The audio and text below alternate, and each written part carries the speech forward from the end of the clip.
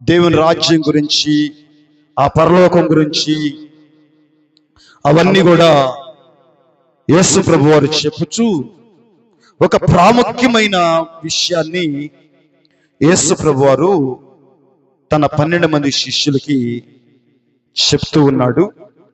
మత్తయి సువార్త 16వ అధ్యాయము బైబిల్ గ్రంథంలో, మత్తయి సువార్త 17వ అధ్యాయము, మత్తయి సువార్తికుడు రాసిన పుస్తకము 16వ అధ్యాయము 16వ అధ్యాయము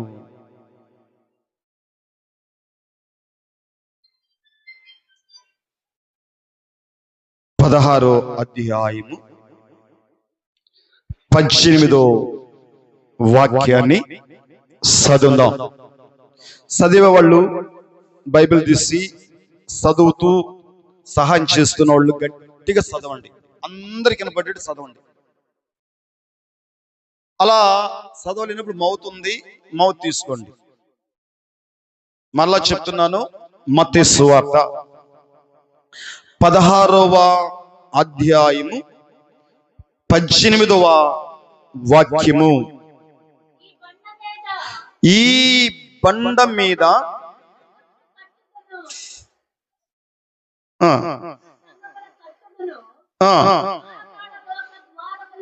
పాతాళ లోక ద్వారములు దాని ఎదుట నిలవ నేరవని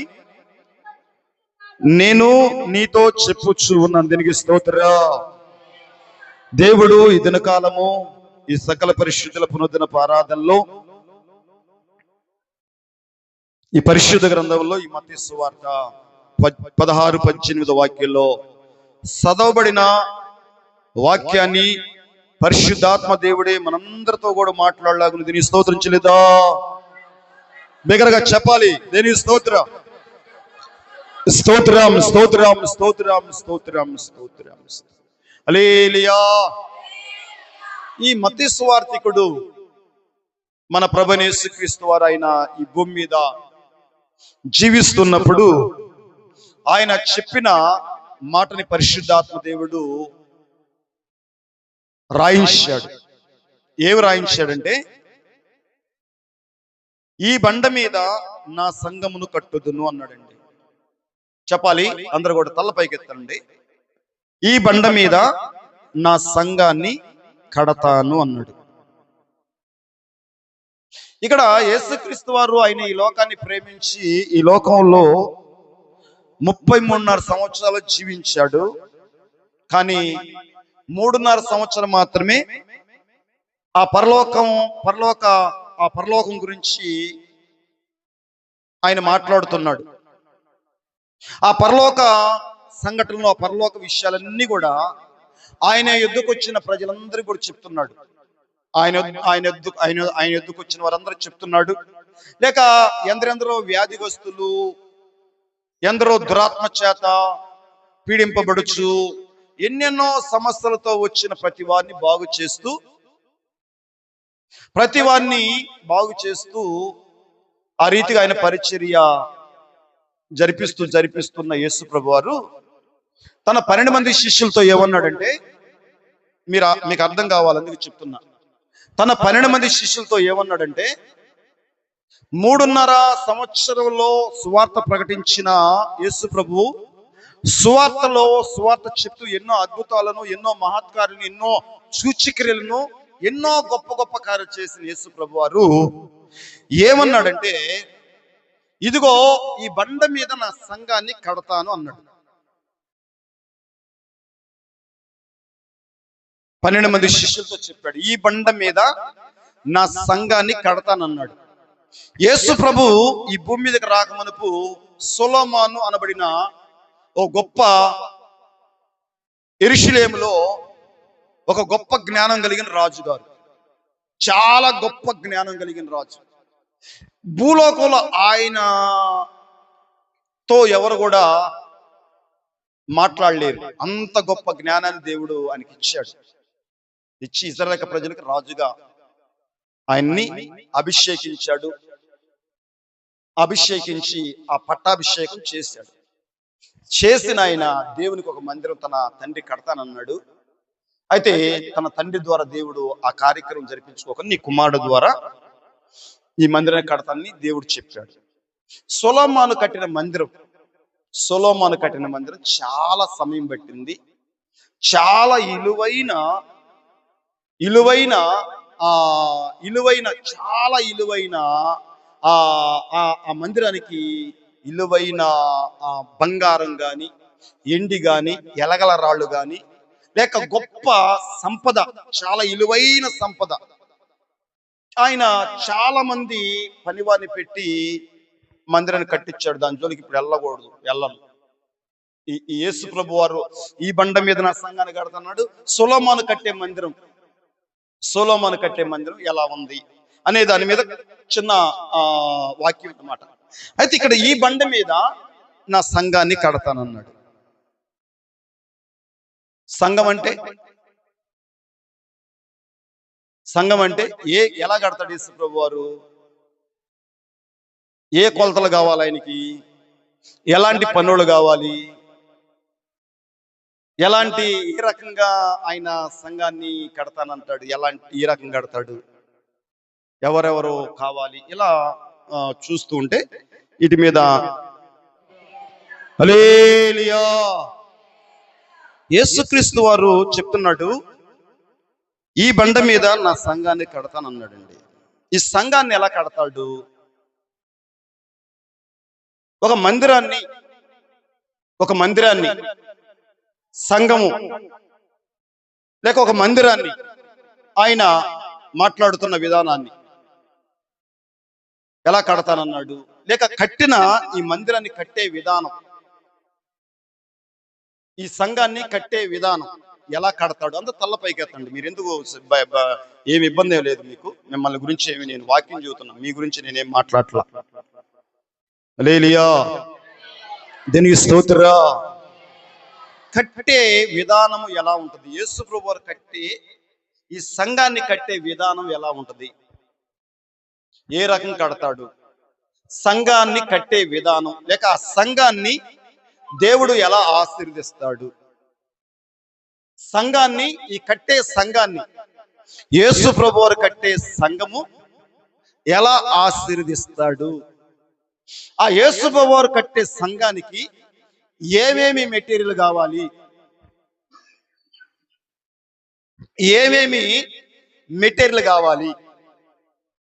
ఎలాంటి పరికరాలు యేసు ప్రభువు వారు వాడతాడు?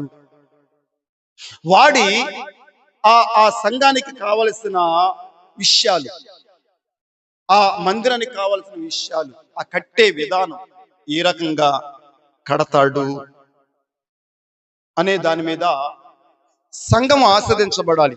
యేసు ప్రభువు వారు కట్టిన సంఘము ఏమై ఉండాలి? ఆశీర్వదించబడే సంఘంగా ఉండాలి. ఎవరు? దేవుడు కడుతున్నాడు కదా, యేసు ప్రభువు వారు కడుతున్నాడు కదా. ఆ ఆది అపోస్తలులతో చెప్తున్నాడు కదా దేవుడు, ఈ బండ మీద నా సంఘాన్ని కడుతున్నాడు. అంటే మనుషులు కట్టేది కాదు ఆ సంఘం, ప్రవక్తలు కట్టే సంఘం కాదు, అది కట్టే సంఘం కాదు అది. కానీ సోదాగా యేసు ప్రభువు వారు ఏమనంటే, ఈ బండ మీద నా సంఘాన్ని కడతానన్నాడు. ఇంతకుముందు కూడా దీని మీద ఒక వీడియో మనం చేయడం జరిగింది. అది ఎట్లా కడతాడు ఏంటనేది. దీన్ని ఇంకా చిన్నగా మనం బాగా లోతుగా ధ్యానిస్తే, బాగా క్షుణ్ణంగా గమనిస్తే, ఈ యేసు ప్రభువు వారు కట్టే సంఘాన్ని ఎలా కడతాడు, ఆ సంఘము ఏ రకంగా ఆయన కట్టాలనుకుంటున్నాడు, ఏమని భావిస్తున్నాడు, లేక ఆ సంఘాన్ని ఎలా ఆశీర్దిస్తానంటున్నాడు అనే విషయాలు చూస్తుంటే, ఓసారి మనము యేసు ప్రభు రాకమునుపు, యేసుక్రీస్తు వారు ఈ భూమి మీదకి రాకమునుపు, ఇప్పుడు యేసు ప్రభు వచ్చి చెప్పాడు. హల్లెలూయా యేసుక్రీస్తు వారు వచ్చి ఆయన ఈ భూమి మీద ఉన్నప్పుడు చెప్తున్న మాటలు, ఆయన సోదాగా ఆయన నోటితో మాట్లాడిన మాట, ఆయన రాకమునుపు సంఘము ఏ రకంగా తన భక్తుల ద్వారా, తన ప్రజల ద్వారా ఏ రకంగా సంఘాన్ని ఏర్పాటు చేశాడో, ఆ సంఘానికి ఉండాల్సిన నియమాలు ఏంటి, ఆ సంఘానికి ఉండాల్సిన పద్ధతులు ఏంటి, ఆ సంఘానికి ఏమేమి ఏర్పాటు చేయాలో అనేది యేసు ప్రభు వారు ఈ భూమి మీదకి రాక మునుపు ఆయన్ని ఎంబడిస్తూ ఆయన ఆరాధిస్తూ ఆయనందు భయభక్తులు కలిగిన వారికి ఆయన రాకమునిపే ఈ సంఘాన్ని నేను కడతానని చెప్పాడు. ఈ సంఘాన్ని నేను కడతాను, ఎలా కడతానో అని ఆయన రాకమునిపే క్రీస్తు పూర్వము ఈ మాటల్ని అబ్రహాముకి తెలియపరిచాడు.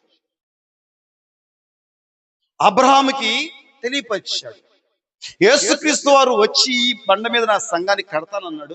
ఆయన రాకమునుపు ఒక అబ్రహాము ద్వారా ఆ సంఘ విధానం ఏంటి, ఆ సంఘంలో ఉండవలసిన ఆ పద్ధతులు ఏంటి, ఆ సంఘంలో జరగవలసిన కార్యాలు ఏంటి, ఆ సంఘంలో ఎలాంటి పనులు చేయాలి, ఆ సంఘాన్ని దేవుడు ఎలా ఆశీర్వదిస్తాడు, ఆ సంఘానికి ఎలాంటి జీవాన్ని అనుగ్రహిస్తాడు, ఆ సంఘానికి ఎలాంటి పరిశుద్ధతను దేవుడు అనుగ్రహిస్తాడు,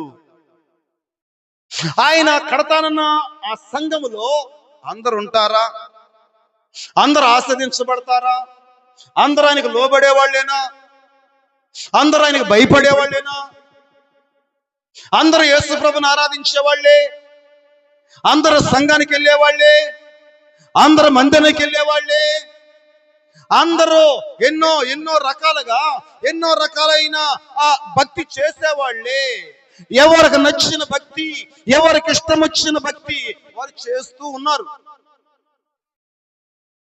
దేవుడు ఆ ఏర్పాటు చేసే సంఘము, ఆయన ఆలోచనలు, ఆయన ఉద్దేశాలు,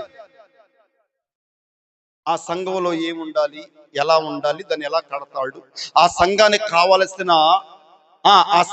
కావలసిన మరి అవసరాలు ఏమై ఉంది, ఆ సంఘాన్ని దేవుడు ఎలా అభివృద్ధి పరుస్తాడు, ఆ సంఘాన్ని ఎలా విస్తరింపజేస్తాడు, ఆ సంఘాన్ని ఏ రీతిగా దేవుడు ఆశీర్వదిస్తాడు అనే విషయాన్ని యేసు ప్రభు ఈ భూమి మీదకి రాకమునిపే క్రీస్తు పూర్వం అబ్రహాము అనబడిన ఒక భక్తుడు జీవిస్తున్నప్పుడు అబ్రహాం గారికి బయలుపరిచాడు. దీని స్తోత్ర. ఆది కాండము 14వ అధ్యాయము, ఆది కాండం 14వ అధ్యాయము 12వ వాక్యం చదువుదాం. ఆది కాండము 14వ అధ్యాయము 12వ వాక్యం. మరియు అబ్రహాము సహోదరుని కుమారుడైన లోతు సొదొమలో కాపురము ఉండిన గనుక అతని ఆస్తిని పట్టుకొని పోగా తప్పించుకొనిన ఒకడు వచ్చి హెబ్రీయుడైన అబ్రహామునకు ఆ సంగతి తెలిపెను. అప్పుడు అతడు హెస్కేలు సహోదరుడును అనేరు సహోదరుడైన మాంబ్రే అను అమోరీయుని ఏలులోను వనములో కాపురముండెను. వీరు అబ్రహాముతో నిబంధన చేసుకొనిన వారు. అబ్రహాము తన తమ్ముడు చెరపట్టబడినని విని తన ఇంట పుట్టిన అలవరచబడిన 318 మందిని ఎంట పెట్టుకొని దాను మటుకు ఆ రాజులను తరిమెను. దీనికి స్తోత్రం. హల్లెలూయా. బిగ్గరగా దీనికి స్తోత్రం. హల్లెలూయా. అబ్రహాము అనబడిన ఓ వ్యక్తిని దేవుడు దర్శించాడు. దేవుడు అబ్రహాం పిలిచాడు. అబ్రహాం పిలిచి, అబ్రహాం, నేను నిన్ను ఆశీర్వదిస్తాను, నేను నిన్ను దీవిస్తాను, నీ నామము నేను హెచ్చిస్తాను, నేను చూపించే దేశానికి నేను వెళ్ళగలిగితే అని అబ్రహాంతో దేవుడు చెప్పాడు.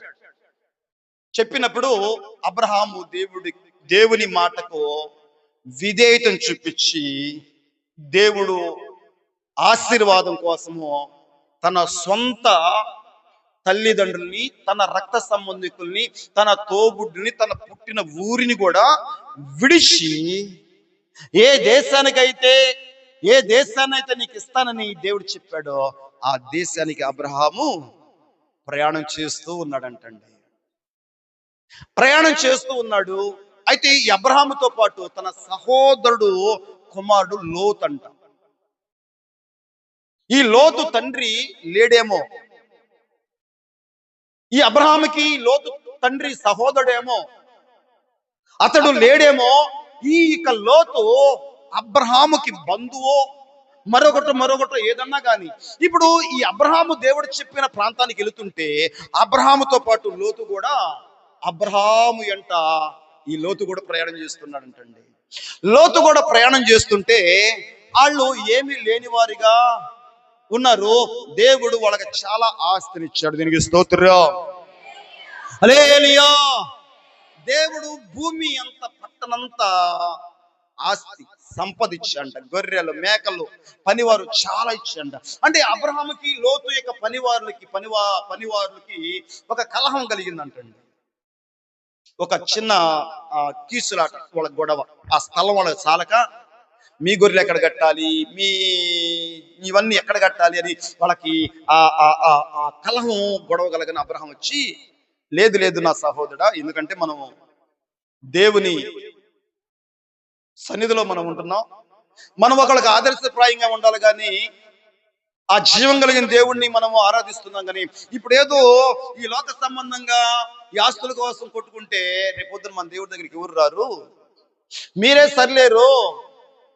మీరు ఒక ఇంట్లో మీ యొక్క సహోదరుడు కూడా మీరు ఇలా కొట్లాడుకుంటుంటే మరి ఆ దేవుడి దగ్గర మేము ఎలా రాగలుగుతాము? అది కుదరదు కదా అని అబ్రహాం గారు ఏం చేశాడు, ఈ లోతుకి నచ్చ చెప్పి ఈ యొక్క పట్టణాన్ని దేవుడు మనకి ఇచ్చాడు. ఈ పట్టణాన్ని దేవుడు మనకి ఇచ్చాడు కదా, నువ్వు ఏ దిక్కుకి వెళ్తావో ఆ దిక్కుకి వెళ్ళు అన్నాడు. నీకు ఏది కావాలో, తూర్పుకి వెళ్తావా తూర్పుకి వెళ్ళి, పడమటికి వెళ్తావా పడమటికి వెళ్ళు, దక్షిణానికి వెళ్తావా ఉత్తరానికి, ఎటైనా నువ్వు వెళ్ళు. కానీ నీకు నాకు ఒక గొడవ ఉండకూడదు, నీకు నాకు ఒక సమస్య ఏర్పడకూడదు. సమాధానంగానే మనం వెళ్దాం. దీనికి స్తోత్రం. వచ్చినప్పుడు మనము ఏం తీసుకొని రాలా, ఒట్టి చేతులతో వచ్చాం. మన సొంత ఆ పుట్టిన గడ్డని విడిచిపెట్టి వచ్చాం. దేవుడు మనల్ని ఆస్వాదించాడు, దేవుడు ఇచ్చాడు. దీనికోసం మనం కొట్టుకోవాల్సిన అవసరం ఏంటి అని అబ్రహాం గారు చాలా సమాధానంతో, చాలా తన సహోదరుడి పట్ల ప్రేమ కలిగి చెప్పాడు. అయితే ఈ లోతు అనబడ్డ వ్యక్తి ఏం చేశాడంటే, అతడు సోదమ అనే పట్టణాన్ని అతడు చూశాడంట. సోదమ అనే పట్టణానికి అది చూడటానికి చాలా రమ్యంగా, చాలా అందంగా ఉందంట.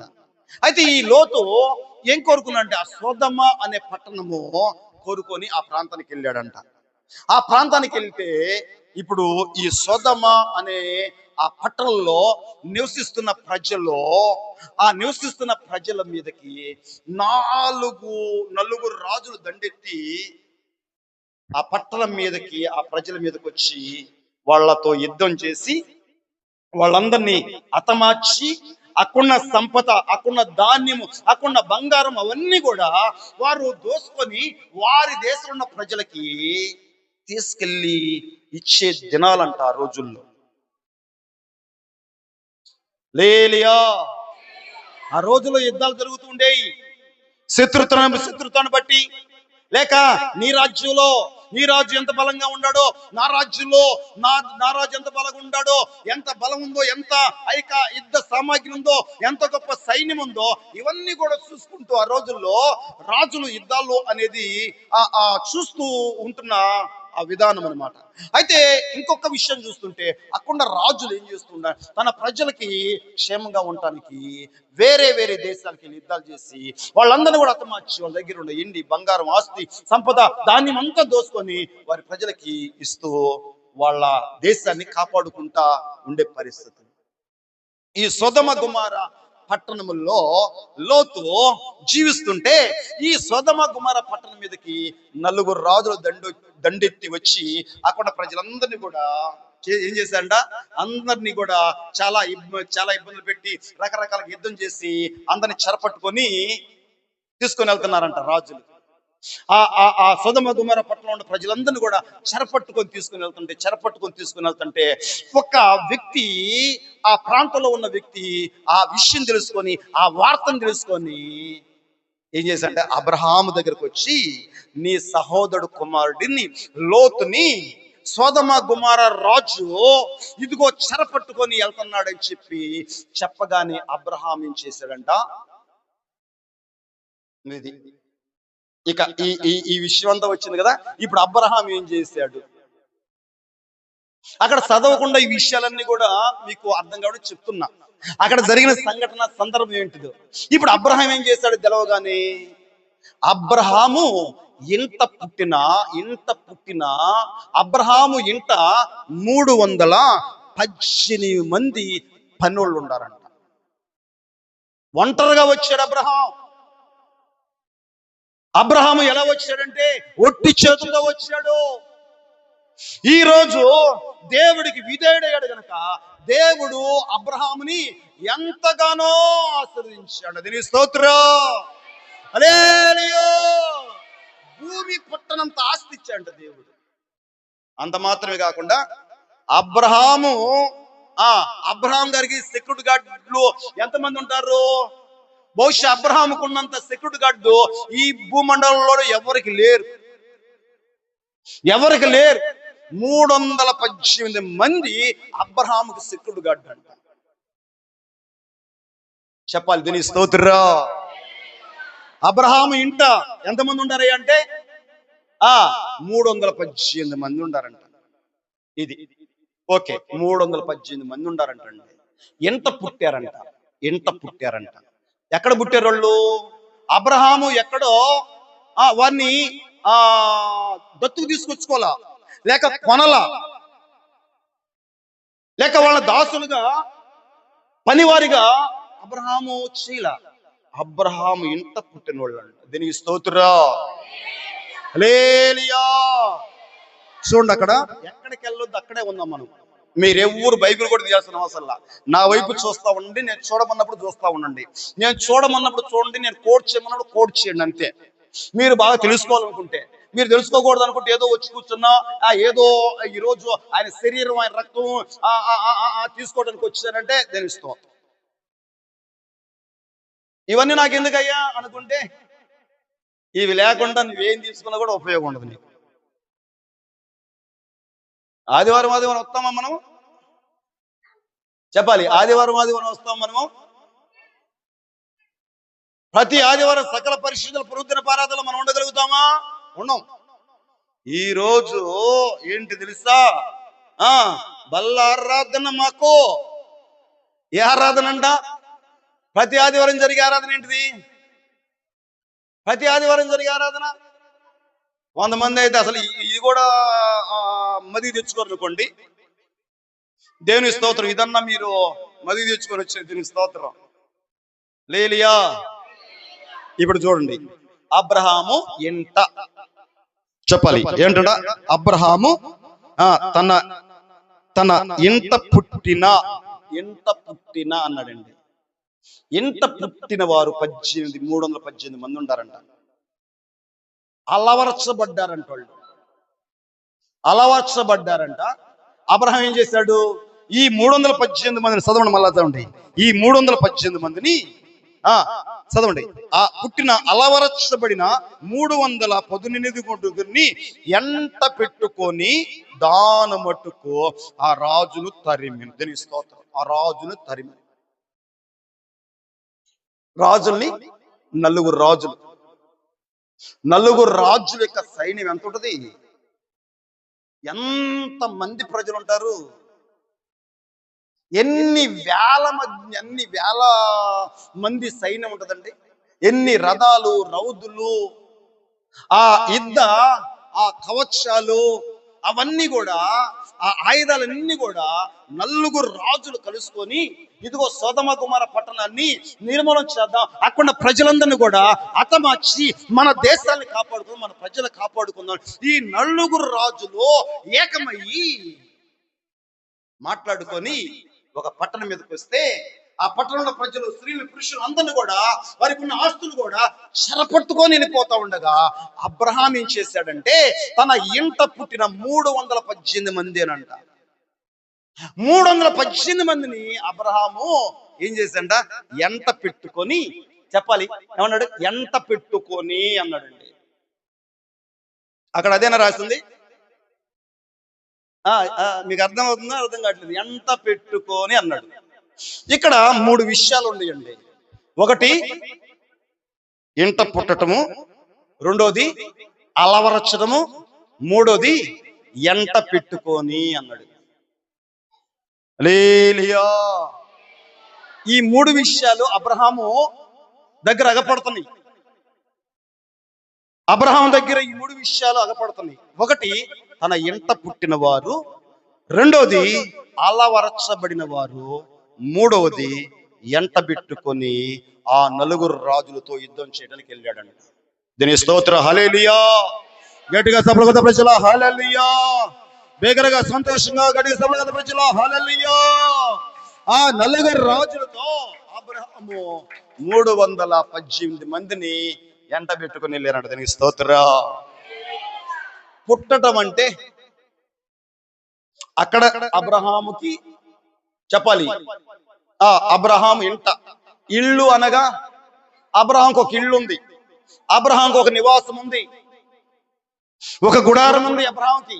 అబ్రహాం ఇంట పుట్టినోళ్ళు అంట, బయటోళ్ళు కాదంటోళ్ళు, దత్తు చేర్చుకోలేదంట, లేకపోతే వాడిని కొనలేదంట, అబ్రహాం ఇంట పుట్టారంట. దీని స్తోత్ర పలకాలు. దీని స్తోత్ర. ఇంత పుట్టారు అనేది అక్కడ మనం చూస్తుంటే, ఇప్పుడు ఇల్లు అనగా సంఘము. అబ్రహాంకి ఒక సంఘం ఉంది, అబ్రహాంకి ఒక ఇల్లు ఉంది. ఆ ఇంట్లో పుట్టిన 318 మంది ఉంటారు. అందుకే దేవుడు అన్నాడు, యేసుక్రీస్తు వారు ఈ లోకాన్ని ప్రేమించి, ఇదిగో ఈ బండ మీద నా సంఘాన్ని కడతాను అన్నాడు. ఆయన రాకమనుపు సంఘం అనగా దేవుని ఇల్లు, సంఘం అనగా దేవుని మందిరము. యేసు ప్రభువు వారు ఏది కడతానన్నాడంటే, ఇదిగో ఈ బండ మీద నా ఇంటిని, నా మందిరాన్ని కడతాను అన్నాడు. నా మందిరాన్ని కడతాను, నా సంఘాన్ని కడతాను అన్నాడు. యేసుక్రీస్తు వారు రాకమునుపు అబ్రహాముకు ఒక ఇల్లు ఉంది, ఆ ఇల్లే సంఘము. అబ్రహాము ఇల్లు ఏమైందంటే అదొక సంఘము. అబ్రహాము భక్తుడు, తన కుటుంబీకులు, తన ఇంట్లో ఉన్న వారందరూ కూడా దైవభక్తి కలిగిన వాళ్ళు అంటాడు. దేవుని భయం కలిగిన వాడు అబ్రహాము, దేవుడి భయం కలిగిన వాడు అబ్రహాము, దేవునికి లోబడ్డేవాడు అబ్రహాము, దేవునికి స్నేహితుడు. అబ్రహాం ఇంట ఉన్న తన యొక్క 318 మందిని తన ఇంటిలో నీతి న్యాయములందు వారికి నేర్పిస్తూ ఉన్నాడు. అబ్రహాం తన ఇంట ఉంటున్న ఆ పశు సంపద నుండి చూసారా, పశువుల నుండి చూసారా, ఆ మూగ జీవుల నుండి చూసారా, ఆ మూగ జీవులు కూడా అబ్రహాం మోకరిల్లితే, అబ్రహాం పనులు మోకరిల్లితే, ఆ మూగ జీవులు కూడా వారితో మోకరిల్లుతాయి అంట. ఏ దేవుని దగ్గర అయితే అబ్రహాం మోకరిల్లుతాడో, ఏ దేవుని దగ్గర అయితే తన కుటుంబము, తన యొక్క 318 మంది మోకరిల్లి ఆయన పాద సన్నిధిలో ఆయన పాదాలు పట్టుకొని, ఆ కుటుంబంలో ఉంటున్న ఆ యొక్క ప్రజలు, అక్కడ గొర్రెల్లో, మేకల్లో, ఒంటెలు కూడా వారు ఏం చేస్తారో ఇవి కూడా చేస్తాడు. గట్టిగా సభలో ప్రజల హల్లెలూయా, ప్రజల స్తోత్రం. అబ్రహాం ఏమైతే చేస్తాడో, అబ్రహాం ఏమైతే ఆజ్ఞాపిస్తాడో, అబ్రహాం ఇంట పుట్టిన వారందరూ కూడా అలానే చేస్తారంట. హల్లెలూయా, చెప్పాలి స్తోత్రం. ఇంత పుట్టిన వారు అక్కడ. కానీ ఈ రోజు స్థానిక సంఘాలు ఉంటాయి కదా, స్థానిక యేసుప్రభు వారు అన్నాడు, ఇదిగో నా సంఘాన్ని ఇదిగో ఈ బండి మీద కడతానన్నాడు. సార్వత్రిక సంఘాలు ఉండేవి కదా, స్థానిక సంఘాలు ఉండి నాలాంటి వాళ్ళు ఈ భూమండలం మీద ఎన్నెన్నో సంఘాలు ఏర్పాటు చేసుకున్నారు. ఈ సంఘాలకి ఏదో ఒక పేరు, ఏదో ఒక నామకరణ జరుగుతుంది. ఆ యొక్క స్థానిక సంఘాల్లో ఆయా ప్రాంతాల వారు వెళుతున్నారు. వారు ఎంపిక చేసుకున్న ఆ సంఘాల్లోకి వెళ్ళి, ఆ మందిరంలోకి వెళ్ళి ఏం చేస్తున్నారు? బాప్తీసం తీసుకున్నారు. మారు మనసు పొంది బాప్తీసం తీసుకున్నారు కనుక ఆ సంఘంలోకి వెళ్ళి వారు అక్కడ పుట్టారు. గట్టిగా సపడలు కూడా ప్రజల హల్లెలూయా, హల్లెలూయా. ఆ సంఘంలో బాప్తీసం తీసుకున్నారు కదా, ఆ స్థానిక సంఘంలో, నీకు నచ్చిన సంఘంలో, నువ్వు వెళ్ళే సంఘంలో అక్కడ ఆ బాప్తీసం తీసుకున్నావు కనుక అక్కడ పుట్టావు. నువ్వు ఎక్కడ పుట్టావు? నువ్వు నీ ఊరేది? నీ గ్రామం ఏది? నీ యొక్క ప్రదేశం ఏది? నీ పట్టణం ఏది? నీ రాష్ట్రం ఏది? నీ దేశం ఏదంటే నాది పల్లాన అంటావు కదా. అందుని బట్టి నువ్వు ఏ చర్చికి వెళ్తావు, ఏ మందిరానికి వెళ్తావు అంటే, ఇదిగో మాకు ఒక స్థానిక సంఘం ఉంది, ఆ సంఘంలో నేను పుట్టాను, అక్కడ నేను మారుమోసి పొంది బాప్తీసం తీసుకున్నాను, అక్కడ నన్ను దేవుడు పుట్టించాడు. ఎక్కడ పుట్టారు? ఏమన్నాడు? ఈ బండ మీద నా సంఘాన్ని కడతాన్నాడు. కట్టడం అంటే చెప్పాలి, సంఘాన్ని కడతానంటే ఏంటి? అక్కడ సంఘంలో మారు మనసు పొందే అనుభవం ఉండాలి. బాప్తీసం తీసుకొని ఆ సంఘ ఆ నడిపింపు కింద, ఆ సంఘ ఆ క్రమము కింద, ఆ సంఘ ఆ యొక్క వాక్యానుసారంగా నడిచే వ్యక్తులు ఉండాలి. దీనికి స్తోత్రం, హల్లెలూయా, హల్లెలూయా. ఏ సంఘానికి వెళ్తున్నా ప్రియ దేవుని బిడ్డ? ఓకే, మంచి, దేవునికి స్తోత్రం. మంచి కార్యక్రమం చేపడుతుంది. నువ్వు వెళ్ళేది ఏ విధంలో కూడా అది తప్పని ఎవరు కూడా పరిగణించడానికి లేదు. ప్రతి ఆదివారం సకల పరిశుద్ధ పొందుతున్న ఆరాధనలకు నువ్వు వెళ్తున్నావు. నువ్వు ఎక్కడైతే పుట్టావో, ఎక్కడైతే నువ్వు బాప్తీసం తీసుకున్నావో అది నీ ఇల్లు. దీనికి స్తోత్రం, హల్లెలూయా. అది నీ ఇల్లు, అక్కడ పుట్టావు. అబ్రహాం దగ్గర చెప్పాలి, ఇంట పుట్టినోళ్ళు హల్లెలూయా, ఇంట పుట్టారంటండి. పుట్టడం అనగా క్రొత్తగా జన్మించడం. యేసు ప్రభులో క్రొత్తగా జన్మించే, అందుకే అన్నాడు, ఈ సంఘం మీద, ఈ బండ మీద నా సంఘాన్ని కడతా అన్నాడు. ఇది రెండోది ఏంటి? అలవర్చబడ్డారంట. పుట్టారు, ఆ 318 మంది ఇప్పుడు ఏమయ్యారంట? అలవర్చబడ్డారంట. అల్లవర్చబడటం ఏంటి చెప్పండి?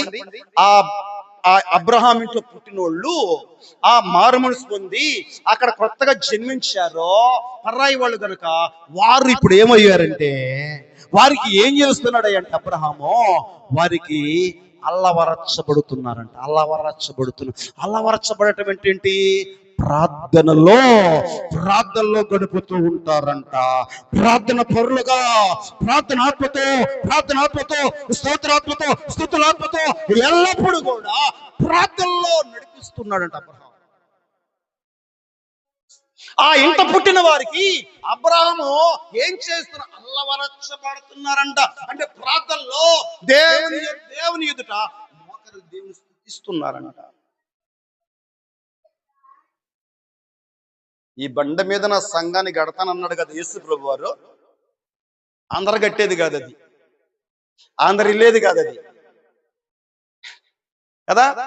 ఈ భూమి మీద అందరం మొత్తం ఇప్పుడు ఎట్లాంటి ఎక్కడికైనా వెళ్తాం, కానీ యేసయ్య కట్టే ఆ సంఘంలో అందరు వెళ్తారా? అందరు వెళ్తారా? అందరు వెళ్ళరు.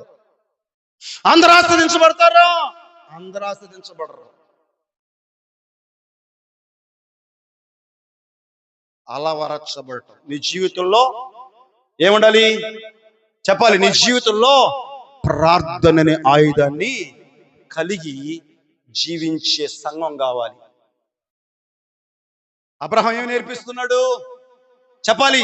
ఇంట పుట్టిన వాళ్ళకి ప్రార్థన, మోకాళ్ళ ప్రార్థన, స్తోత్ర ప్రార్థన, స్తుతుల ప్రార్థన, సంఘంలో ఉపవాస ప్రార్థనలో సంఘంలో నియామకాల కూటాన్ని అక్కడ ఉన్న వాళ్ళందరికీ కూడా నేర్పిస్తున్నాడంటే వాళ్ళు అలవర్చబడుతున్నారంట. మన కొద్దులు ఇవన్నీ, ఇది మంద కాదు. అబ్రహాం గురించి మనం మాట్లాడుకున్నా, అబ్రహాం గురించి దేవుడు చెబుతున్నాడు. మనకెందుకు ఇవన్నీ? మనం ఈ రోజు ఆయన శరీరం తీసుకుంటాం, ఆయన రక్తం తీసుకుంటాం. దేనికి స్తోత్రం? మళ్ళా ఈలైతే వస్తాం, ఈలు కాకపోతే రాం, మన కుదరపోతే రాం, మనకు ఇష్టం వచ్చిన భక్తి చేయాలి. ఎవడ లేదన్నాడు అనుకో, మళ్ళా నీకు చాలా ఇబ్బంది అయింది. మళ్ళా మాకు ఎన్ని పనులండి, పొద్దుస్తమ సంఘము, మందిరము, ఆ యొక్క ప్రార్థన, ఇక రెండో పనులు ఉండదా? ఆ పాస్టర్ గారికి ఏం పని లేదు. మా ఇళ్ళు ఏంటి, మా పిల్లలేంటి, మా పనులేంటి? ఎన్ని బాధలు మనకి, ఎన్ని ఇబ్బందులు మనకి. దేవుని మందిరానికి రావాలంటే, దేవుని ఆలయం దగ్గర రావాలంటే ఒక దైవజనుడు ఆజ్ఞాపిస్తే, ఇది దైవ సంబంధమైన దేవుని మందిరం, ఇది దైవ సంబంధమైన దేవుని ఇల్లు. దేవుని ఇంట్లోకి వస్తున్న నీవు, దేవుని మందిరానికి వస్తున్న నీవు, దేవుని సంఘానికి వస్తున్న నీవు, నీ జీవితంలో ఏముండాలి, ఏం కలిగి ఉండాలి? అందరం భక్తులవేనా? అందరం భక్తులవేనా అంటే ఉందా నీ జీవితంలో? సంఘంలో నియమించబడ్డ నియమకాలపు కూటాల్లో నువ్వు ఆ యొక్క పాల్పొంపులు పంచుకునే ఆ ఆధ్యాత్మికమైన ఆ సృహ నీలో ఉంటుందో? ఓకే, దేనికి స్తోత్రం. అలవర్చబడుతున్నారంట. అబ్రహాము వాళ్ళకి నేర్పిస్తున్నాడంట. గొర్రెలకి, మేకలకి తన ఇంట పుట్టిన వాళ్ళు బాప్తిసం తీసుకొని ఆ సంఘంలోకి వస్తే వాళ్ళకి సంఘంలో ప్రార్థన ప్రార్థన ప్రార్థన, విజ్ఞాపన విజ్ఞాపన, ప్రార్థన విజ్ఞాపన విజ్ఞాపన, అనేక రకాలుగా నశించిపోతున్న ఆత్మల కొరకు, వాళ్ళ కష్టాల గురించి, వాళ్ళ బాధల గురించి, వాళ్ళ గృహాల్లో ఉన్న శోధనలు, ఇరుకులు, ఇబ్బందులు, వ్యాధులు, రోగాలను బట్టి ఎన్నో రకాలుగా సతమితమవుతున్నా వారు దేవుని సన్నిధిలోకి వచ్చి ప్రార్థన చేసేవాళ్ళు అంట. మూడోది ఎంట పెట్టుకొని యేసుప్రభువు గారు కడతానన్న సంఘం అండి. అబ్రహాం చేత చూపిస్తున్నాడు భూమి మీద. ఏమన్నాడు? ఈ బండి మీద నా సంఘాన్ని కడతానన్నాడు కదా. కట్టడం అంటే ఆ సంఘంలో చేరే వాళ్ళు ఎలా ఎలా ఎలా ఎలా ఉంటారంట? మారు మనసు పొంది బాప్తిసం తీసుకోవాలి, కొత్తగా జన్మించాలి. ఒక మారు మనసు అనుభవం ఉండాలి, ఒక మారు మనసు అనుభవం ఉండాలి, ఒక బాప్తిసం అనుభవం నీకు ఉండాలి. హల్లెలూయా. నీకు మారు మనసు అనే అనుభవం ఉండాలి. మారు మనసు లేకుండా, ఆ అనుభవం లేకుండా నువ్వు ఎన్ని మందిరాలు తిరిగినా ఆ దేవుడు చూస్తాడు. మనుషులు తిరిగిపోయినప్పటికీ నువ్వు మారు మనసు పొందావా లేదా, నీ మనసు మారిందా లేదా, నువ్వు ఎలా ఉండవు, ఏ రకంగా ఉండవు అనేది మనుషులకు తెలియదు, దేవుడికి తెలుసు. ఆ మారు మనసు పొందిన వ్యక్తి ఏం చేయాలి? ఆ సంఘంలో చేరాలంటే బాప్తిసం తీసుకోవాలి. ప్రభువైన యేసుక్రీస్తు వారిని సొంత రక్షకుడిగా అంగీకరించాలి. సొంత రక్షకుడిగా అంగీకరించి, అయ్యా దేవా, నా ప్రభువా, నన్ను ప్రేమించి లోకానికి వచ్చావు, నా కొరకు ఇదిగో నాలో ఉన్న జన్మ కర్మ పాపముల కొరకు ఇదిగో నేను నశించిపోతున్నాను, నా ఆ యొక్క పరిస్థితులు బట్టి నేను నశించిపోతున్నాను, నా అపరాధముల చేత, నా ఖైదుల చేత నేను సచ్చిన వాడినై ఉండగా కరుణా సంపూర్ణంగా నన్ను కనికరించిన దేవుడవయ్యా.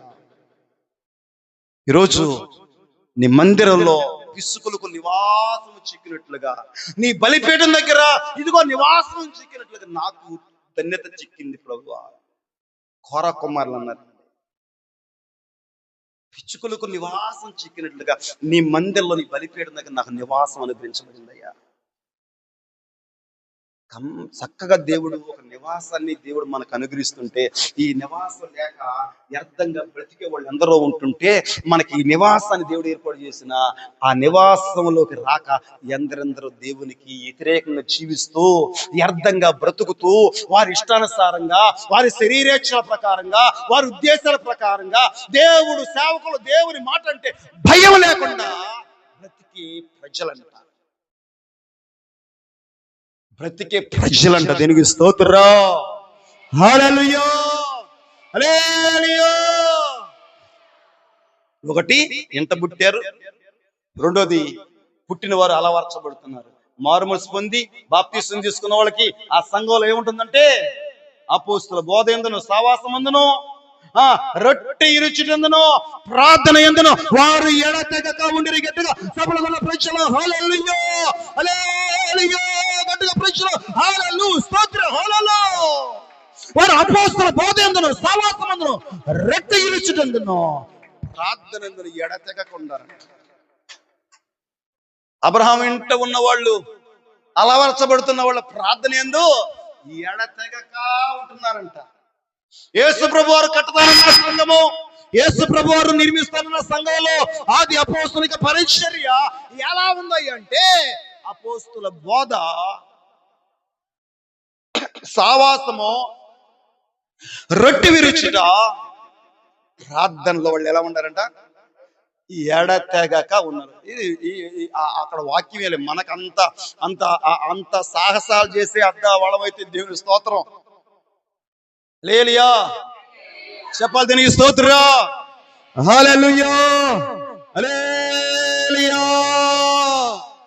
మూడో విషయం ఏంటిది చెప్పాలి, మీరు చెప్పాలి. మూడో విషయం ఏంటిది? 3 విషయాలు చెప్పాను కదా, మొత్తం 5 విషయాలు ఉంటాయి ఇక్కడ. 5 పాయింట్లు ఉంటాయి, 5 సందర్భాలు ఉంటాయి. 2 విషయాలు అయిపోయి మూడో విషయం దగ్గరికి వచ్చాం. ఎక్కడికి వెళ్ళాల్సిన అవసరం ఇక్కడే ఉండొచ్చు. బైబిల్ మీద చెప్పాలి, ఆ పేపర్ ఈ పేపర్ తిరగాల్సిన అవసరం కూడా లేదు. లేకపోతే నీ విలేకరులాగా పెళ్లి చూసుకొని రాయాల్సినంత అవసరం కూడా. దీని స్తోత్రం. హల్లెలూయా, హల్లెలూయా. ఆ సొదొమ గుమొర్రా పట్టణంలోకి వచ్చిన 4 రాజులు ఉన్నారు చూసారా? ఆ 4 రాజులు ఆ పట్టణాన్ని, పట్టణ ప్రజలందరినీ కూడా, స్త్రీలని పురుషుల్ని చెరపట్టుకుని వెళ్ళిపోతుంటే అబ్రహాం ఏం చేశాడు తెలుసా? ఆ 318 మందిని ఎంట పెట్టుకొని వెళ్ళాడు. ఆ 318 మందిని ఎంట పెట్టుకొని వెళ్ళాడు. దీనికి స్తోత్రం. హల్లెలూయా. ఎక్కడికి వెళ్ళాడు చెప్పాలి, ఎక్కడికి వెళ్ళాడు? మీరేం చిన్నపిల్లలాగా ఉండొద్దులే, మీకేమన్నా మాట్లాడరా అన్నట్టు ఉండబాకండి. మీకు అవకాశం చాలా మాట్లాడేస్తారు. ఎవరి మీద ఏం తక్కువగా, ఎవరు కూడా తక్కువగా ఆలోచించాల్సిన అవసరం లేదు. దీనికి స్తోత్రం. ఎక్కడికి వెళ్ళాడు ఏంటి చెప్పలేదు నాకు. అబ్రహాం మా ఇంటోడు, మా ఇంటి పక్కన ఉంటే మేము చెప్పేవాళ్ళు ఎక్కడికి వెళ్తున్నాడు ఏంటో. అబ్రహాం మా ఇంటి పక్కన అయితే ఎక్కడికి వెళ్తున్నాడు చెప్పాడయ్యా, ఇందుకు పలానా చడపోతాను, కొద్దిగా ఇంటి చూస్తా ఉండు, వాన చూస్తా ఉండి, ఎడ చూస్తా ఉండు అని చెప్పేవాళ్ళమే. ఆయన ఏడో ఎక్కడున్నాడో మాకు తెలియదు. ఎక్కడికి వెళ్ళాడంటే నేనేం చెబుతాను? ఎక్కడికి వెళ్ళాడని నువ్వు నన్ను అడిగితే నేనేం చెబుతాను? నాకేం తెలుసా? నువ్వెవరు? నువ్వు క్రైస్తవుడు కాదు కదా, నీకు తెలియదు మరి కదా.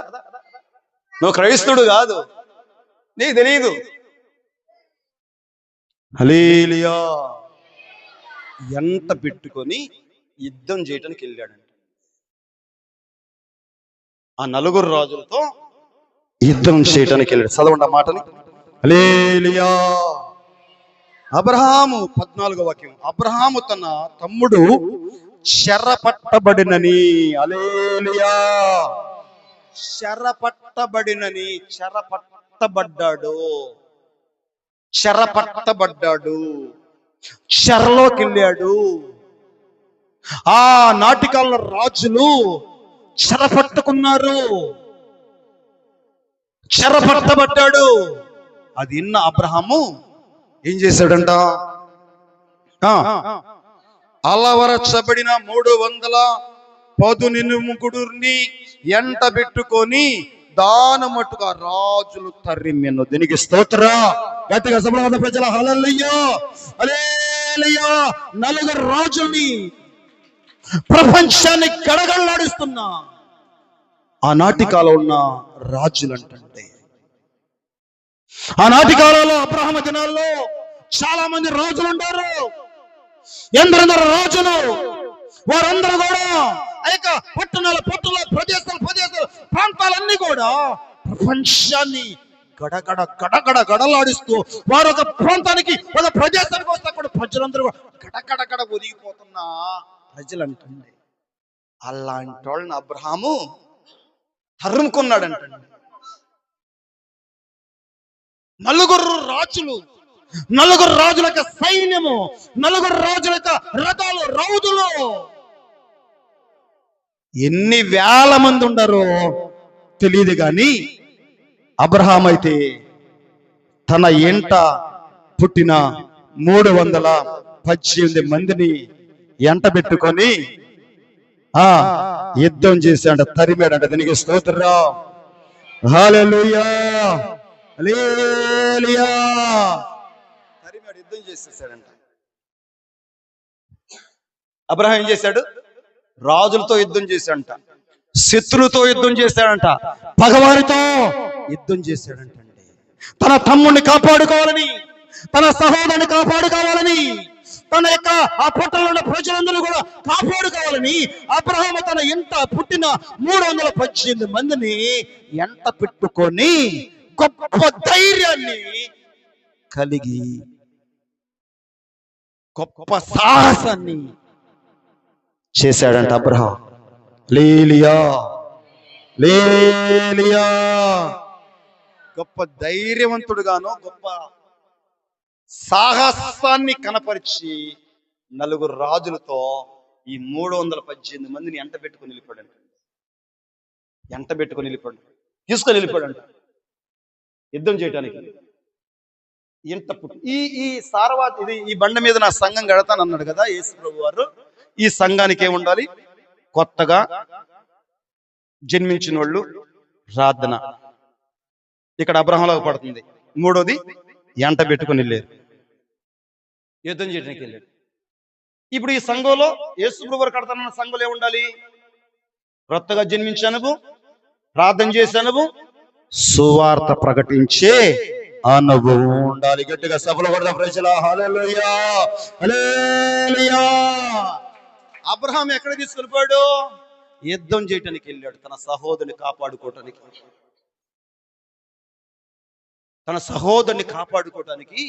చెరపట్టబడిన తన సహోదరుని కాపాడుకోవటానికి తన ఎంట పుట్టిన 318 మందిని తీసుకొని వెళ్ళాడు. వాళ్ళు జయించాడు. అక్కడ వాళ్ళందరూ ఆస్తిని తీసుకొచ్చి మళ్ళీ ఇచ్చేశాడు. ఇప్పుడు ఈ సార్వత్రిక సంఘంలో యేసు ప్రభువారు ఈ బండ మీద నా సంఘాన్ని కడతానని చెప్పాడు కదా. ఈ సంఘంలో ఏముండాలి? సర్వలోకానికి వెళ్ళి సర్వ సృష్టికి సువార్త ప్రకటించండి. ఈ సంఘము ఈ ఇంత 318 మంది ఉన్నవారు అయితే ప్రార్థన ఉంటుంది, యుద్ధం చేస్తున్నారు, సువార్త ప్రకటిస్తున్నారు. నశించిపోయే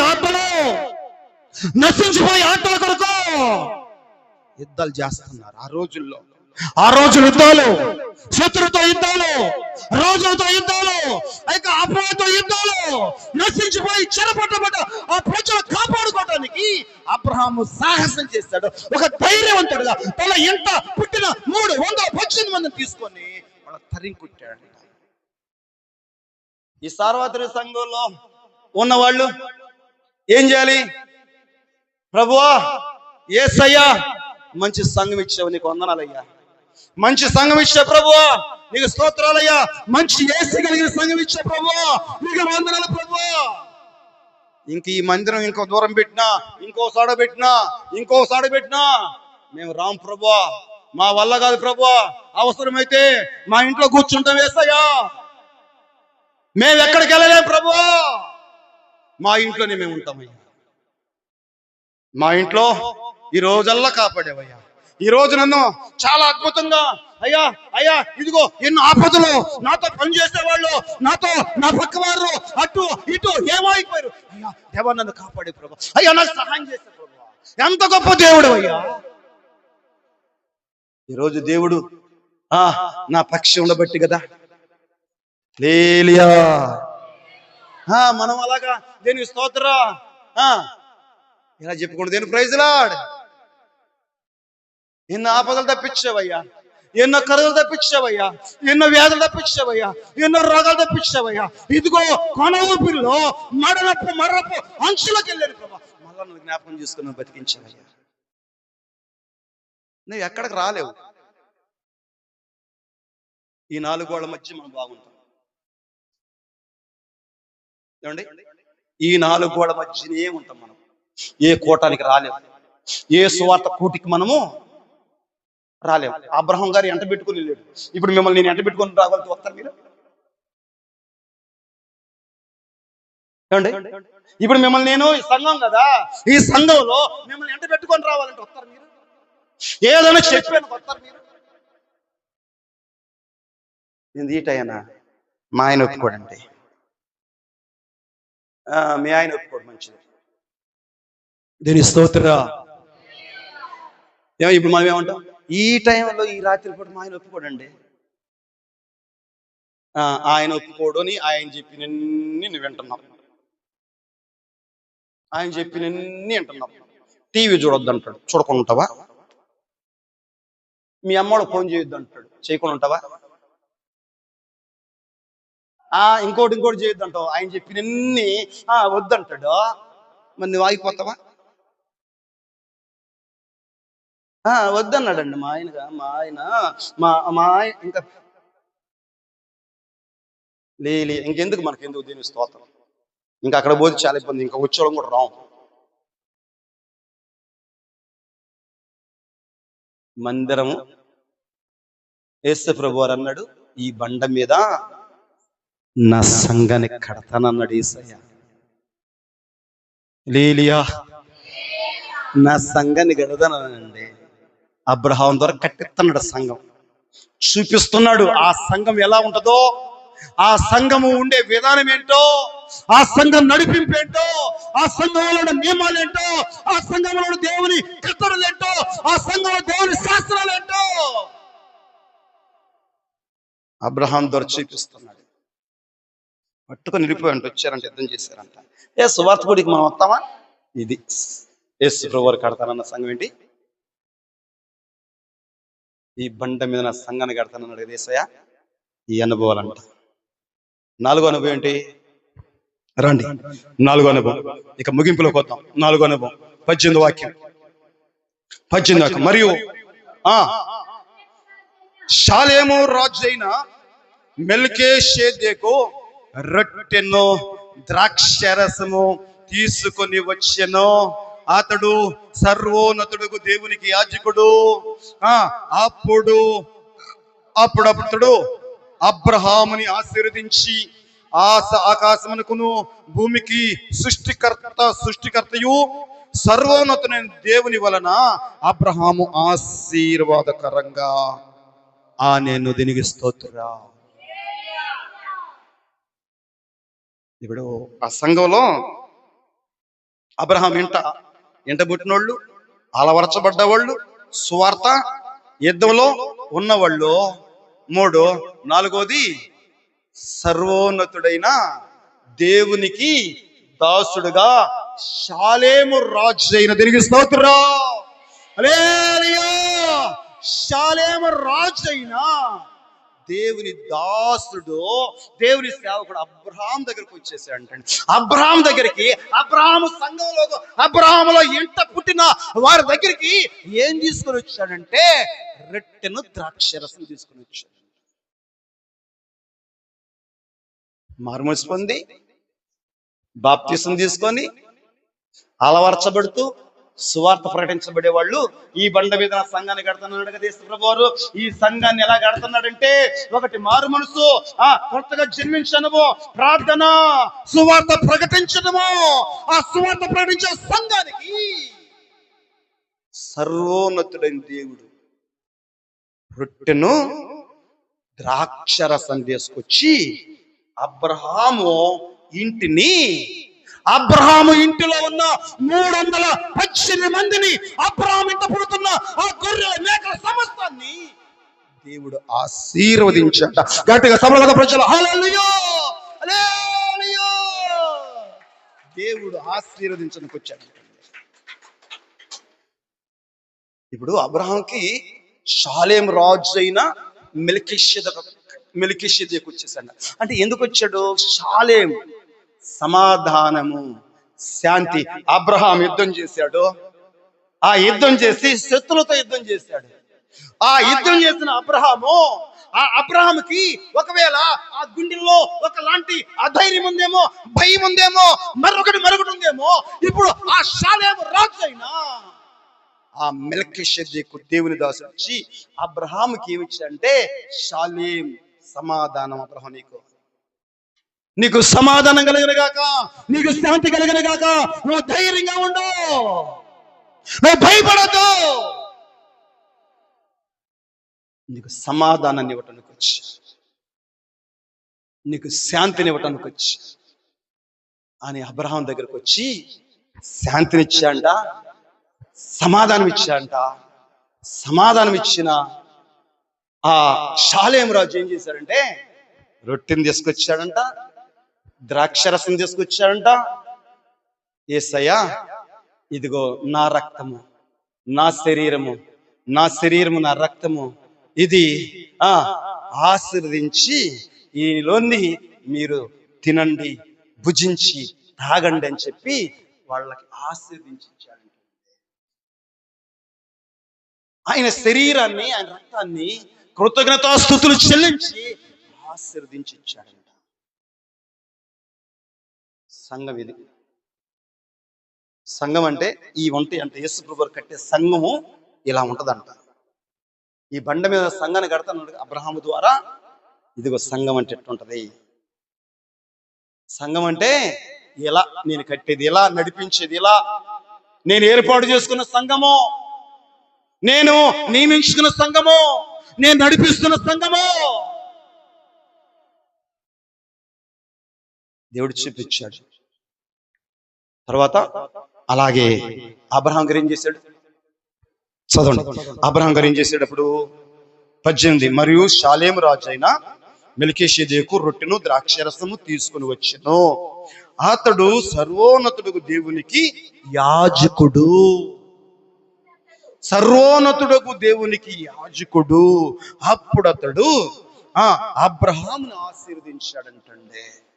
సంఘం ఎప్పుడు ఆశీర్వదించబడింది? సంఘంలో ఉన్న ప్రజలు ఎప్పుడు ఆశీర్వదించబడతారు?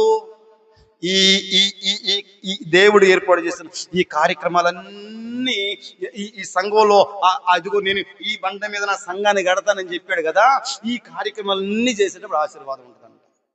నాలాంటి నిన్ను ఆశీర్వదించును గాక, దీవించును గాక, నీకు తోడయుండును గాక, నీకు అట్టుండును గాక, నీకు ఇట్టును గాక, ఈ వాగ్దానం నీకు నెరవేర్చబడను. ఎన్ని చెప్పుకున్నా ఈ లేకపోతే నీకు ఆశీర్వాదం రాదు. అబ్రహాం జీవితంలో అబ్రహాం ఇంట ఈ కార్యక్రమాలు లేకపోతే ఆశీర్వాదాలు రావు. ప్రియ దేవుని సంగమా, భ్రమ. నువ్వేదో ఆ సెల్ ఫోన్ లో ఏదో ఆ షార్ట్ మెసేజ్ పెట్టుకొని భ్రమపడుతూ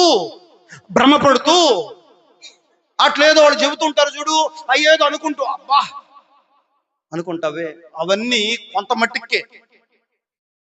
మట్టికే మన జీవితంలో ఉండాలి. మన జీవితంలో, మన ప్రవర్తనలో, మన క్రియల్లో, మన చూపుల్లో, మనం చేసే భక్తిలో ఇవి లేకుండా నువ్వు సెల్ ఫోన్ లో పెట్టుకున్నా, నువ్వెన్ని రకాలుగా నీ సెల్ ఫోన్ లో ఎంతో గొప్ప సేవకులు యూట్యూబ్ లో వచ్చి ఒకరి తర్వాత ఒకరు ఇంకో ఎన్ని మంటలు తిరిగినా నా జీవితంలో లేకుండా ఆశీర్వాదం అని భ్రమలో జీవిస్తే చాలా మోసపోతున్నావు, చాలా నష్టపోతున్నావు. ఈరోజు మన మన మన మన యొక్క సంఘము, మన యొక్క మందిరంలో ఉన్న వాళ్ళు ఏదో అనుకుంటారు, ఆయన శరీరం, ఆయన రక్తంలో పాల్పొంపులు పంచుకుంటే ఇవేవి లేకుండా ప్రతి ఆదివారం నువ్వు దేవునికి దూరం అయిపోయి ఏం చేయలేవు. ప్రియబిడ్డ, దీని స్తోత్ర అయిపోయిందా? ఆకలి అవుతుందా? దీని స్తోత్రం. మంచిది. లేలియా ఆస్వాదించండి దేవుడు అబ్రహాం ఇంటిని ఆస్వాదించాడంట. ఈరోజు మన సంఘాన్ని కూడా ఆస్వాదించాలంటే, మన సంఘంలో ఉన్న వాళ్ళు, మీరు వచ్చారు కదా ఇప్పుడు ఇక్కడికి వచ్చేవాళ్ళు, దేవుడు కనుక ఆశీర్వదిస్తే ఏం చేస్తారు చెప్పండి? చెప్పాలి. లేలియా. ఏంటి వేంద్రా బాబు, నిద్రపోతున్నారా ఏంటి? బోరు కొడుతుందా? చెప్పాలి. బోరు కొడుతున్నాను, దీని స్తోత్రం చెబుదాం. మరి అది చెప్పండి, ఇది చెప్పబోతాడు. దీని స్తోత్రం. హల్లెలూయా.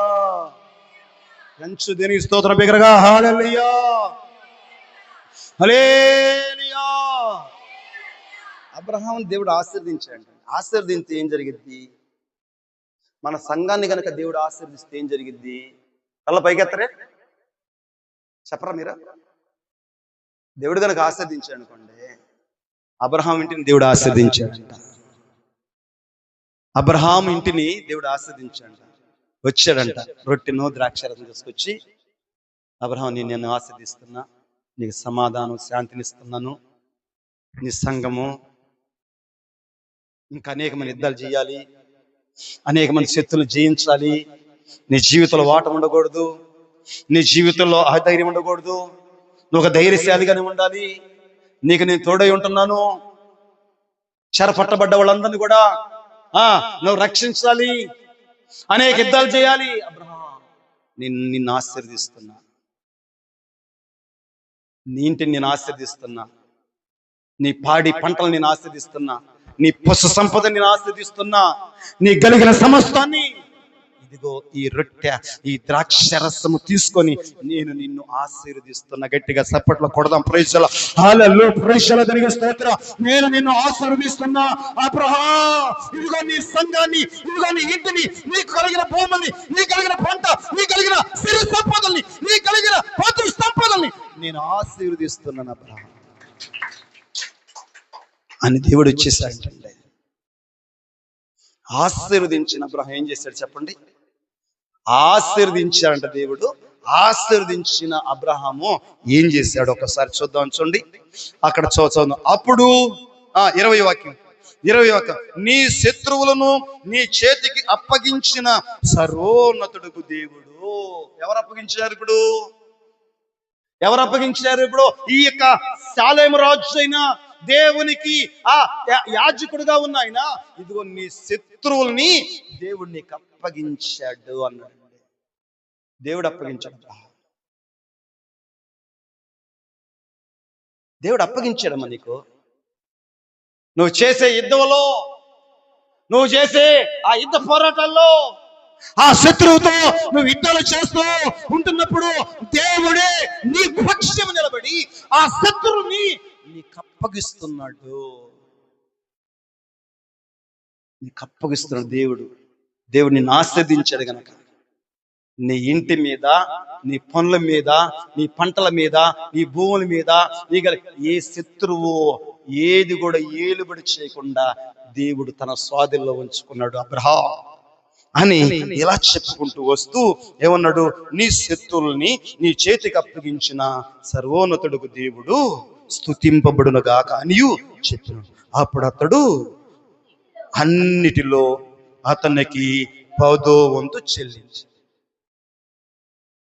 10వ వంతు చెల్లించి. ఇప్పుడు దేవుడు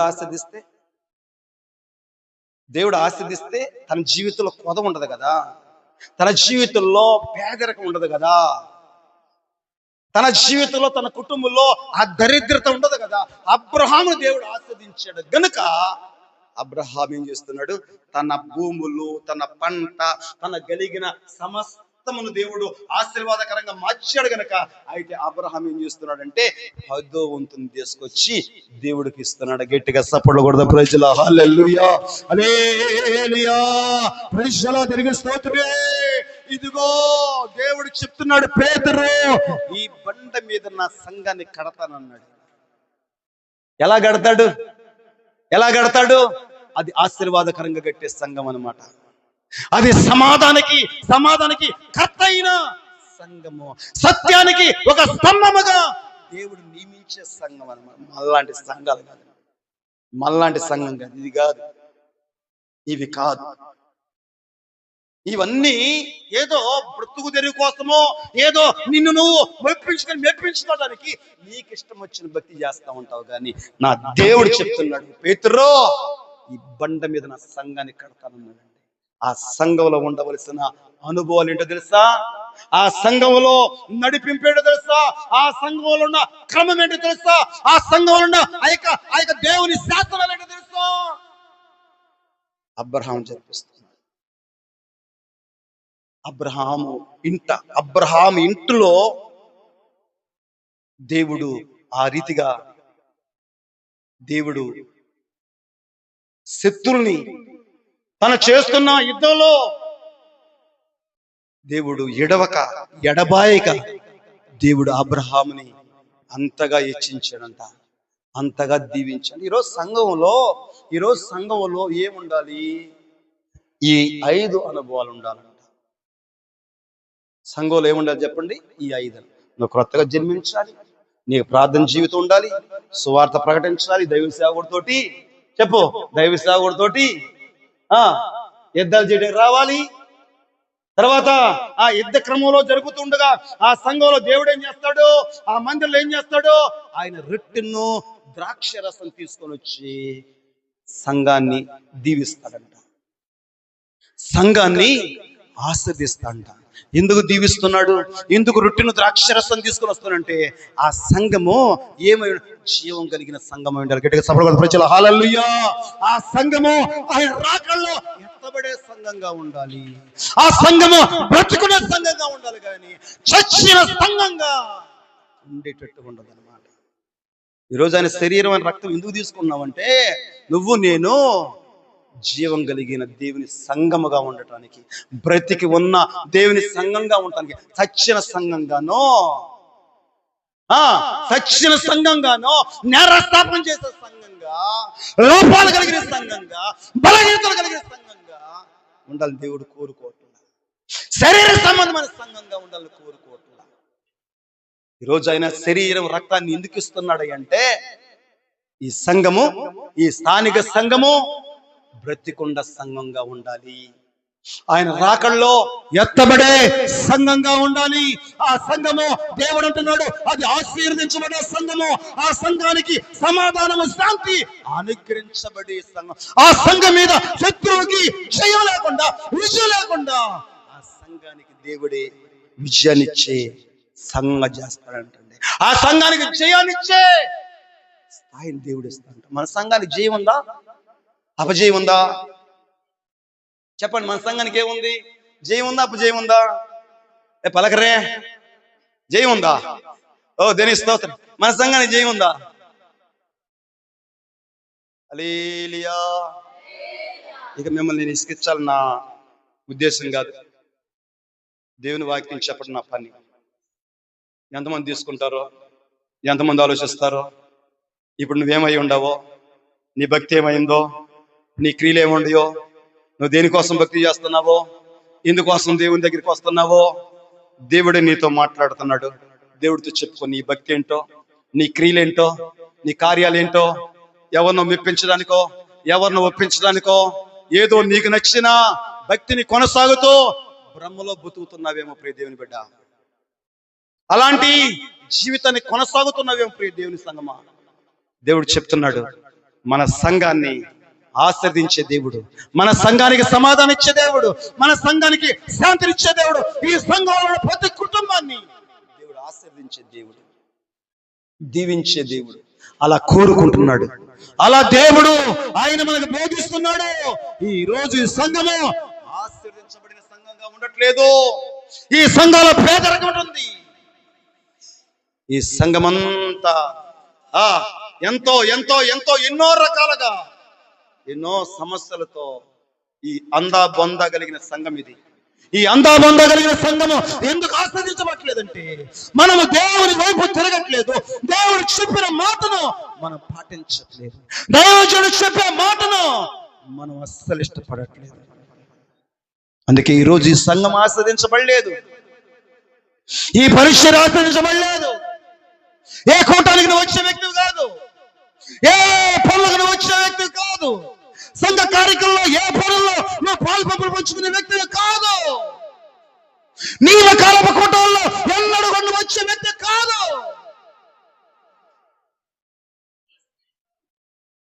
చెప్తావా? దేవుని బిడ్డగా బ్రతుకుతూ నిన్ను మోసం చేస్తున్నాను యేసయ్యా. నీ యొద్ద నటిస్తున్న ప్రభువా, నీ యొద్ద నేను ప్రభువా నటన చేస్తున్న ప్రభువా. ఈరోజు నువ్వు నాతో మాట్లాడుతున్నావయ్యా. ఈరోజు సూటిగా నాతో మాట్లాడుతున్న ప్రభువా, నేను ఆస్వాదించబడాలంటే, నేను దీవించబడాలంటే మొదట నా క్రియలు, మొదట నా భక్తి, మొదట నా విశ్వాసము, నాలో ఉన్న పరిశుద్ధత, నాలో ఉన్న యథార్థత, నాలో ఉన్న సత్యాన్ని బట్టి నువ్వు ఆస్వాదించే దేవుడు గనుక నేనేదో ఆస్వాదించబడ్డానని ఏదో భ్రమలో బతుకుతున్నానయ్యా. ఏదో నాకు గొప్ప సమృద్ధి ఉంది, నేను గొప్ప జ్ఞానం కలిగిన వ్యక్తిని, నేను చెప్పక చాలా బలాఢ్యుణ్ణి అనుకుంటూ బ్రతుకుతున్నాను ప్రభువా. నోళ్ళు తెరుస్తారు తల్లి, నోళ్ళు తెరుస్తారా?